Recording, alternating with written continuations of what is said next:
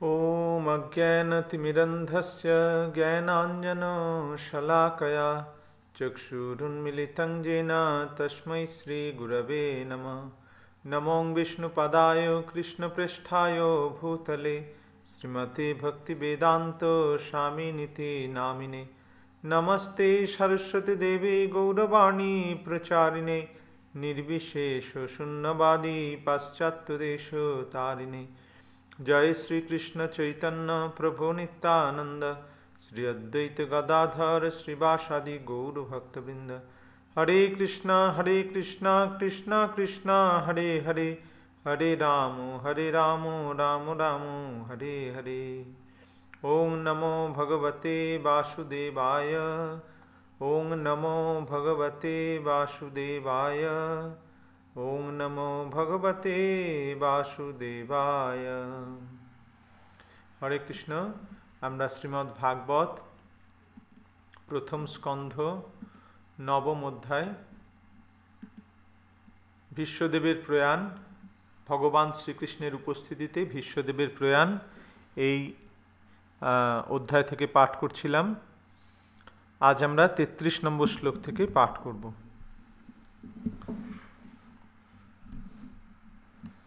त्रिभुवन कमनं तमालवर्णं रविकर गौरवराम्बरं दधाने वपुरकलकुलावृताननाब्जं विजय सखेरतिरस्तु मेहनवद्या।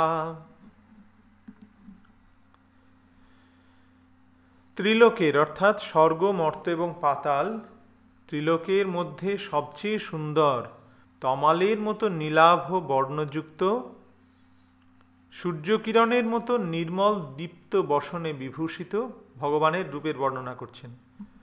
তার রং কীরকম, বর্ণ কীরকম? তমালের মতো নীলাভ বর্ণযুক্ত, ত্রিলোকের মধ্যে সবচেয়ে সুন্দর, সূর্যকিরণের মতো নির্মল দীপ্ত বসনে বিভূষিত এবং কুঞ্চিত কেশ দামে আবৃত, মুখপদ্ম সমন্বিত, যার মুখপদ্মটি এইরকম কুঞ্চিত কেশ দামে আবৃত, সেই দিব্য শরীরধারী এই অর্জুন সখা শ্রীকৃষ্ণের প্রতি আমার কর্মফল বাসনা রহিত চিত্তবৃত্তি আসক্তি লাভ করুন। সেই অর্জুন সখা শ্রীকৃষ্ণের প্রতি আমার চিত্ত, যা কর্মফল বাসনা থেকে মুক্ত হয়েছে, তা সেই মুখারবিন্দে আসক্ত হোক, এইভাবে উনি প্রার্থনা করছেন।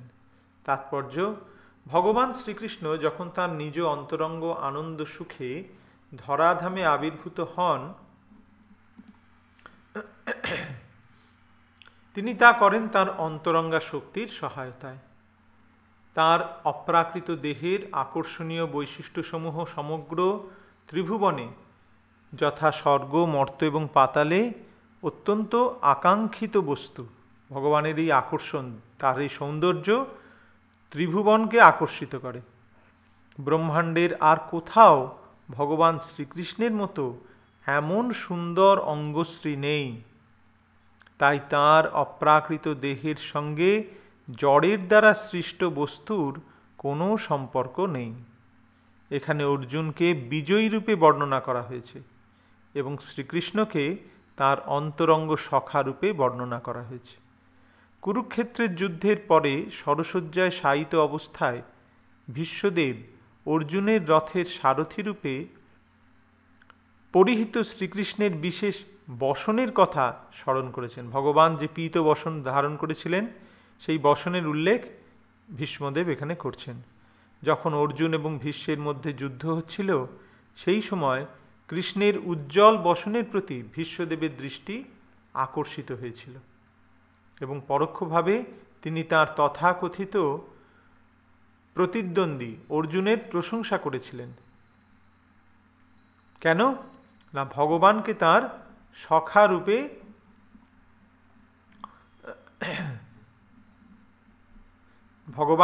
সখা রূপে লাভ করার জন্য। অর্জুন সকল সময় বিজয়ী ছিলেন, কেননা ভগবান ছিলেন তার সখা। এই সুযোগ গ্রহণ করে ভীষ্মদেব ভগবানকে বিজয় সখে বলে সম্বোধন করেছেন। অর্জুন সবসময় বিজয়ী, কেন? তার সঙ্গে ভগবান তার সখা রূপে রয়েছেন, সেই জন্য ভগবানকে ভীষ্মদেব বিজয় সখে বলে সম্বোধন করেছেন। কেননা ভগবানকে যখন তার সঙ্গে বিভিন্ন রসে সম্পর্কিত ভক্তের নামের সঙ্গে সংযুক্তভাবে সম্বোধন করা হয় তখন তিনি প্রীত হন। ভগবান তার ভক্তের সঙ্গে সবসময় একত্রে থাকতে ভালোবাসেন, তাই তার নামও যখন ভগবানের নাম যখন ভক্তের নামের সঙ্গে যুক্ত হয়ে সম্বোধিত হয় তখন ভগবান তাতে বিশেষ প্রীতি লাভ করেন।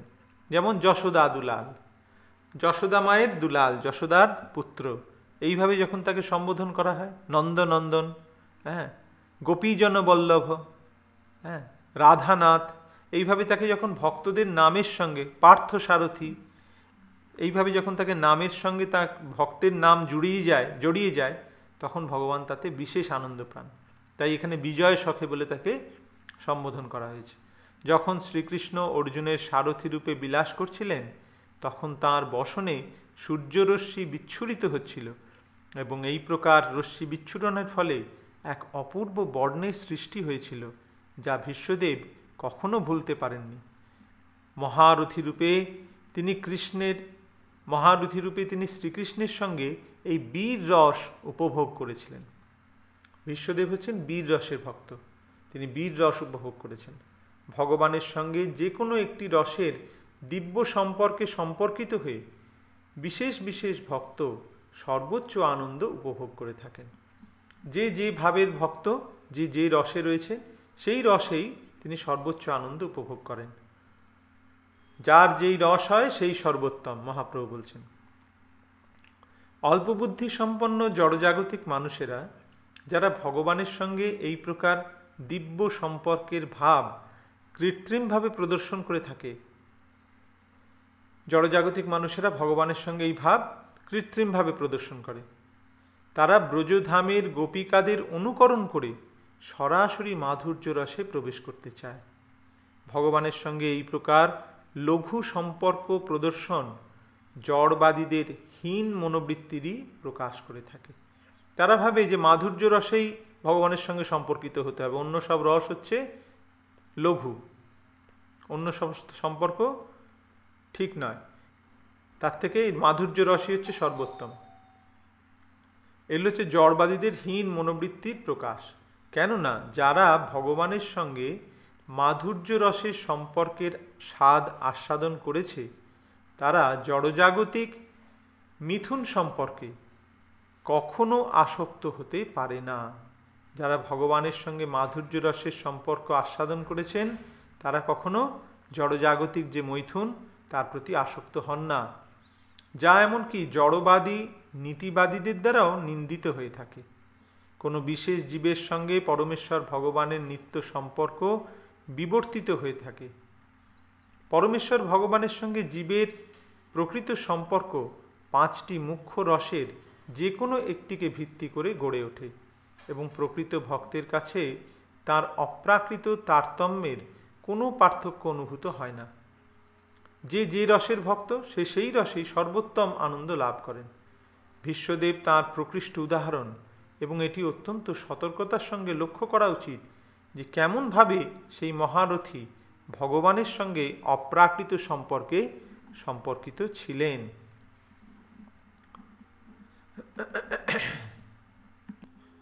যুধি তুরগরজ বিধূম্র বিশ্বক কচলুলিত শ্রমবারি অলঙ্কৃতাশ্রে মমো নিশিত শরৈর বিভিদ্যমান তচি বিলসৎ কবচেস্তু কৃষ্ণ আত্মা।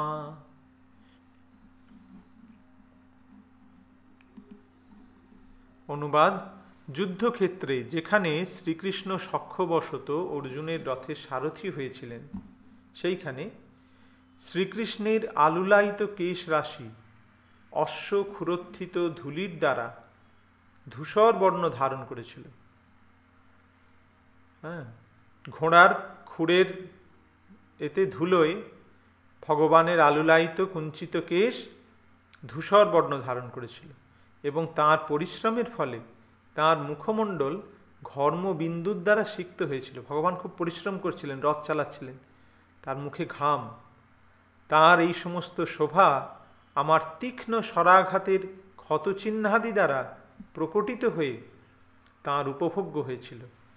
তার এই শোভা, আর এদিকে ভীষ্মদেব স্বর নিক্ষেপ করছেন, সেই স্বর ভগবানের গায়েও লাগছে, তার ক্ষত হচ্ছে, ক্ষতচিহ্ন দ্বারা প্রকটিত হয়ে তার উপভোগ্য হয়েছিল। ভগবান সেই ভীষ্মদেবের সেই স্বরাঘাতকে উপভোগ করছিলেন। সেই শ্রীকৃষ্ণের প্রতি আমার চিত্ত ধাবিত হোক।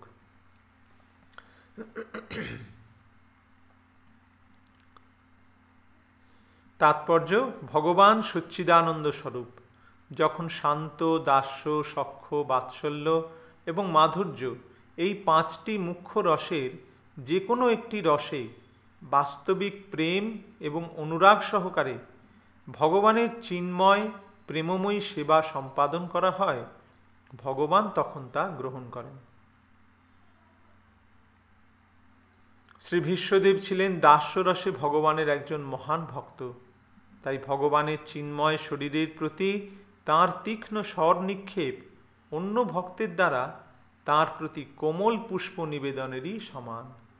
যেমন ভক্তরা ভগবানের শ্রীঅঙ্গে পুষ্প নিবেদন করেন, কোমল পুষ্প, সেই রকম ভীষ্মদেব যখন তাঁর অঙ্গে স্বরাঘাত করছেন, ভগবানের মনে হচ্ছে সেগুলো যেন ভক্ত তার গায়ে ফুল দিচ্ছে। এখানে মনে হয় যে ভগবানের প্রতি ভীষ্মদেব যে আচরণ করেছিলেন, সেই জন্য তিনি অনুতপ্ত। ভীষ্মদেব স্বভাবতই একটু অনুতপ্ত হয়েছেন যে তিনি ভগবানকে স্বরবিদ্ধ করেছেন, কিন্তু প্রকৃতপক্ষে ভগবানের সত্তা চিন্ময় হওয়ার ফলে তাঁর শ্রীঅঙ্গ কোনো রকম বেদনা অনুভব করেনি।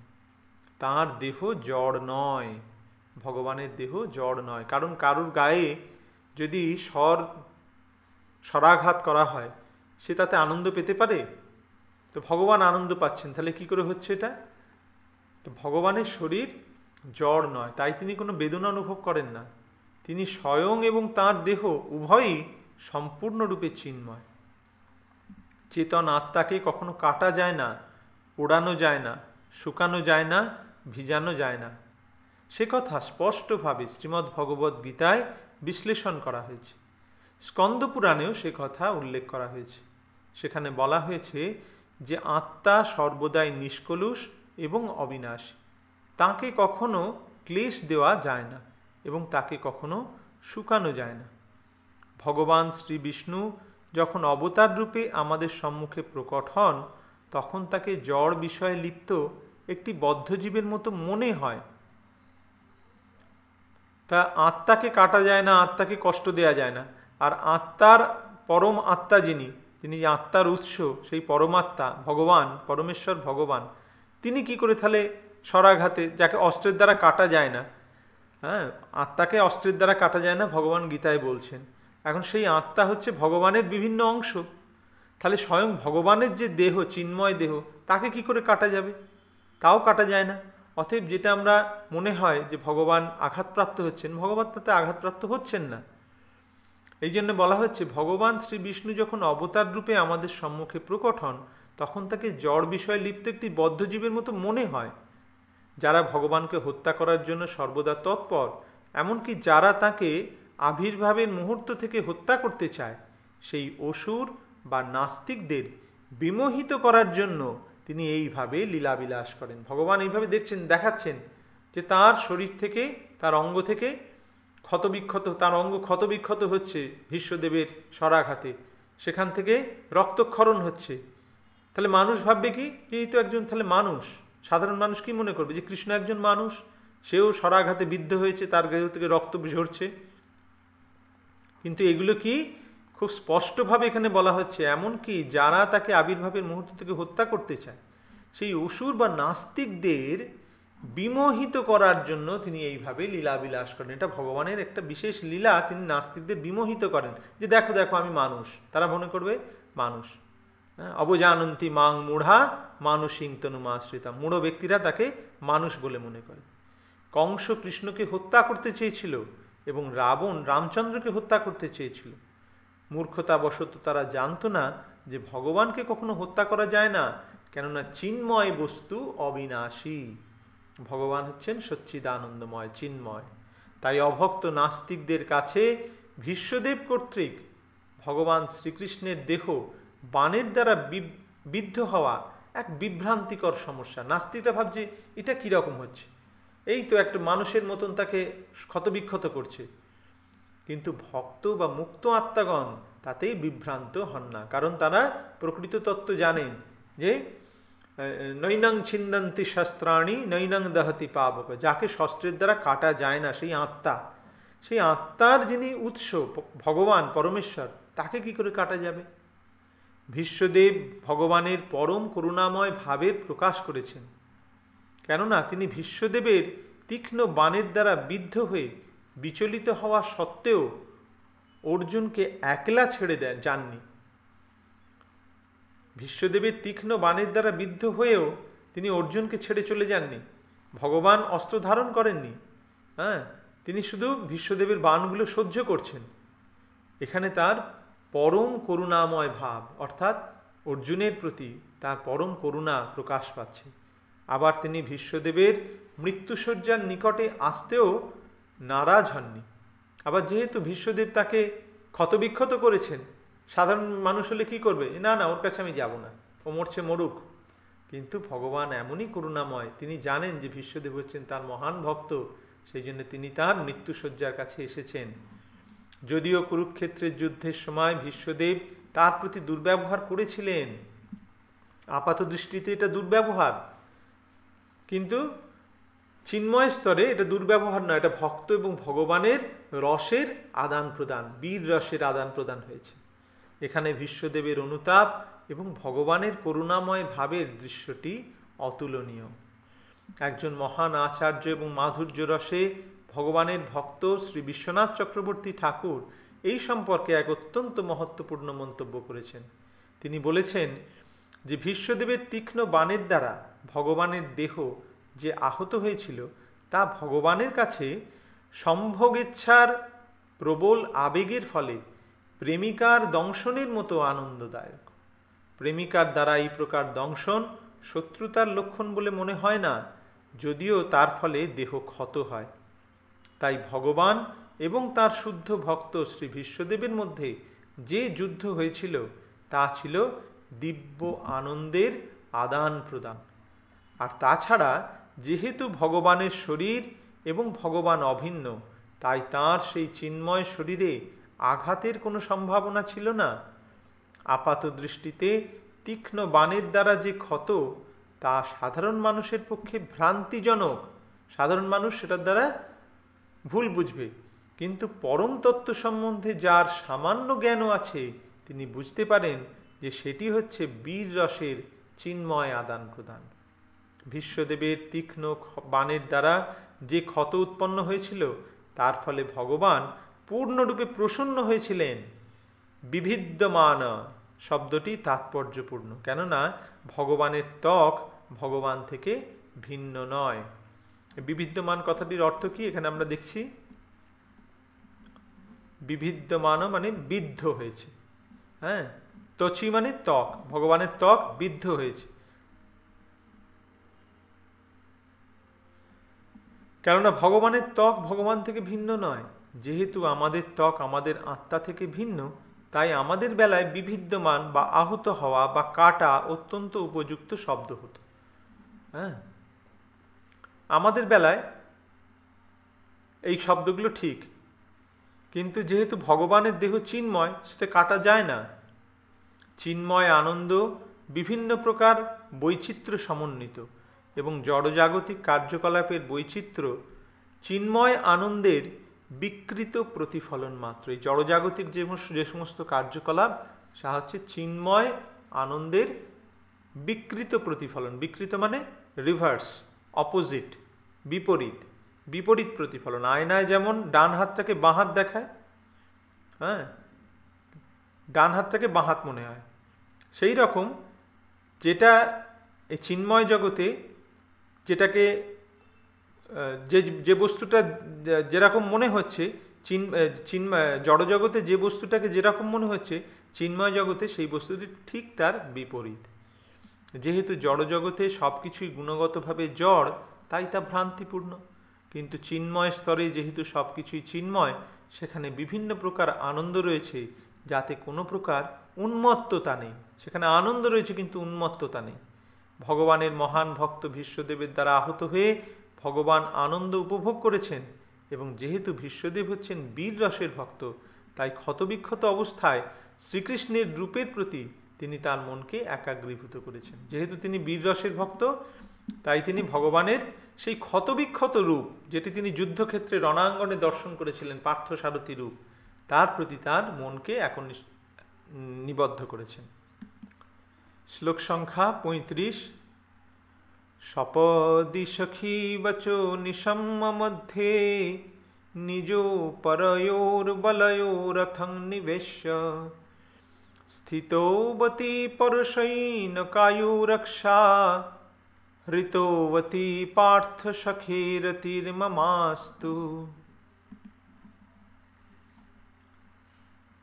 অর্জুনের আদেশ পালনার্থে তাঁর সখা ভগবান শ্রীকৃষ্ণ কুরুক্ষেত্রের রণাঙ্গনে অর্জুন এবং দুর্যোধনের সৈন্যদের মাঝখানে তাঁর রথটি নিয়ে গিয়েছিলেন, এবং তখন সেখানে তাঁর কৃপা কটাক্ষের দ্বারাই বিপক্ষ দলের আয়ু হরণ করে নিলেন।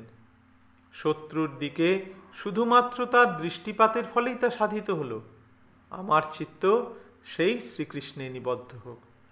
ভগবান শ্রীকৃষ্ণ অর্জুনের আদেশে, অর্জুন আদেশ করলেন যে আমার রথকে উভয় পক্ষের সৈন্যদের মাঝখানে স্থাপন করো। স্থাপয়িত্বা রথোত্তমম ভগবদ্গীতা রয়েছে।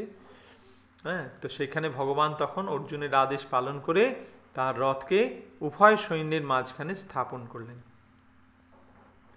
এবং তার কৃপা কটাক্ষের দ্বারা, ভগবান তার দৃষ্টিপাতের দ্বারা বিপক্ষ সৈন্যদের আয়ু হরণ করে নিলেন।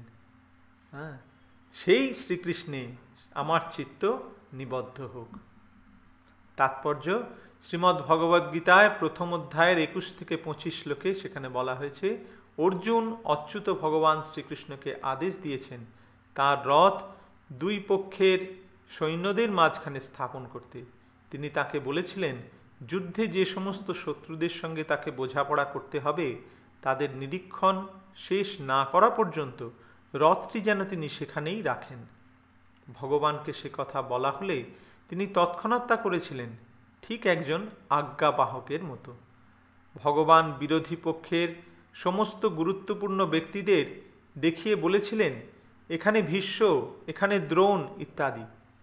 পরম আত্মা হওয়ার ফলে ভগবান কারুরই আজ্ঞাবাহক অথবা আদেশ পালক নন। তা তিনি যেই হন না কেন, ভগবান হচ্ছেন পরম, সুপ্রিম, তার ঊর্ধ্বে কেউ নেই, তার সমানও কেউ নেই। তাই তিনি কারুর আজ্ঞাবাহক নন বা কারুর আদেশ পালক নন, সে যেই হোক না কেন। কিন্তু তার স্নেহের বশবর্তী হয়ে তিনি কখনো কখনো একজন প্রতীক্ষমান ভৃত্যের মতো তার ভক্তের আদেশ পালন করেন। ভক্তের আদেশ পালন করে ভগবান প্রসন্ন হন, ঠিক যেন পিতা তার শিশুপুত্রের আদেশ পালন করে তৃপ্তি লাভ করে। ভগবান এবং তার ভক্তের মধ্যে শুদ্ধ চিন্ময় প্রেমের ফলে তা সম্ভব, এবং ভীষ্মদেব সে কথা ভালোভাবেই জানতেন। তাই তিনি ভগবানকে পার্থ সখে বলে সম্বোধন করছেন। আবার ভগবানকে পার্থের সখা, অর্থাৎ পার্থ অর্জুনের নাম যুক্ত করে ভগবানকে সম্বোধন করছেন। ভগবান তার কৃপাপূর্ণ দৃষ্টিপাতের দ্বারা বিরোধী পক্ষের আয়ু হ্রাস করেছিলেন। কথিত হয় যে কুরুক্ষেত্রের যুদ্ধক্ষেত্রে সমবেত সমস্ত যোদ্ধারা তাদের মৃত্যুর সময় সাক্ষাৎভাবে ভগবানকে দর্শন করার ফলে মুক্তি লাভ করেছিলেন। মৃত্যুর সময় তারা ভগবানকে সামনে রেখে তার মৃত্যু হয়েছিল বলে সকলের, যত যোদ্ধা সেখানে যুদ্ধ করেছিল, সকলে মুক্তি লাভ করেছিল। তাই অর্জুনের শত্রুদের আয়ু হ্রাস করার অর্থ এই নয় যে ভগবান অর্জুনের পক্ষ অবলম্বন করেছিলেন। এক পক্ষে যেমন ভগবান অর্জুনের পক্ষ অবলম্বন করেছেন, আবার তিনি এই আয়ু হ্রাস করার অর্থ তাদেরকে মুক্তি দান করেছেন। প্রকৃতপক্ষে তিনি বিরোধী দলের প্রতি কৃপাপরায়ণ ছিলেন। তাদের এই যে আয়ু হ্রাস করা, এটা তাদের প্রতি ভগবানের কৃপা। তাদেরকে আর এই জড়জগতে থাকতে হবে না, তারা ভগবত ধামে ফিরে যাবেন। কেননা তারা যদি সাধারণভাবে তাদের গৃহে দেহত্যাগ করতেন তাহলে তারা মুক্তি লাভ করতেন না। এখানে মৃত্যুর সময় ভগবানকে দর্শন করার সুযোগ হয়েছিল এবং তার ফলে তারা সংসার বন্ধন থেকে মুক্তি লাভ করেছিলেন। তাই ভগবান হচ্ছেন সর্বমঙ্গলময় এবং তিনি যা করেন তা সকলের মঙ্গলের জন্য। আপাত দৃষ্টিতে সেই আয়োজন হয়েছিল তার অন্তরঙ্গা সখা অর্জুনের বিজয়ের জন্য, কিন্তু প্রকৃতপক্ষে তা অর্জুনের শত্রুদের মঙ্গলের জন্য। ভগবান সর্বমঙ্গলময়, তিনি যা করেন তাই মঙ্গলময়। তিনি তার শত্রুদের, অর্জুনের শত্রুদের দৃষ্টিপাতের মাধ্যমে তাদের আয়ু হরণ করলেন, তাদের সামনে মারা গেল, ভগবানের সামনে তারা দেহ ত্যাগ করলো, সেটাও মঙ্গল। কেন? তাদের সংসার বন্ধন ক্ষয় হলো। ভগবানের দিব্য কার্যকলাপ এমনই, এবং তা যিনি হৃদয়ঙ্গম করতে পারেন তিনিও তাঁর দেহত্যাগের পর মুক্তি লাভ করেন। ভগবানের এই কার্যকলাপ জন্মকর্ম চমে দিব্যম, এই জন্য বলা হচ্ছে ভগবানের কার্যকলাপ হচ্ছে দিব্য, তার আমরা বুঝতে পারি না, সাধারণ মানুষ তার ইয়ত্তা করতে পারে না। ভগবানের এই কার্যকলাপ যে বুঝতে পারে, হৃদয়ঙ্গম করতে পারে, তিনিও ত্যক্ত্যাদেহং পুনর্জন্ম নৈতি, ত্যক্ত্যাদেহং পুনর্জন্ম নৈতি মামেতি সোহর্জুন। যিনি হৃদয়ঙ্গম করেন তাকে আর দেহত্যাগের পরে তিনিও মুক্তি লাভ করেন, অর্থাৎ তাকে আর এই জড়জগতে ফিরে আসতে হয় না। ভগবান কোনো অবস্থাতেই ভুল করেন না, কেননা তিনি পরম তত্ত্ব হওয়ার ফলে সর্বদাই সর্বমঙ্গলময়। ভগবানের কখনো ভুল হয় না। তো আজকে আমরা এই 35 নম্বর শ্লোক অবধি পাঠ করলাম। এর পরের দিন আমরা এরপর থেকে 36 নম্বর শ্লোক থেকে আবার পাঠ করব। হরে কৃষ্ণ কৃষ্ণ কৃষ্ণ হরে হরে, হরে রাম রাম রাম হরে হরে। গ্রন্থরাজ শ্রীমদ্ ভাগবত কি জয়, সমবেত ভক্তবৃন্দ কি জয়। গৌর প্রেমানন্দে হরি হরি बोल।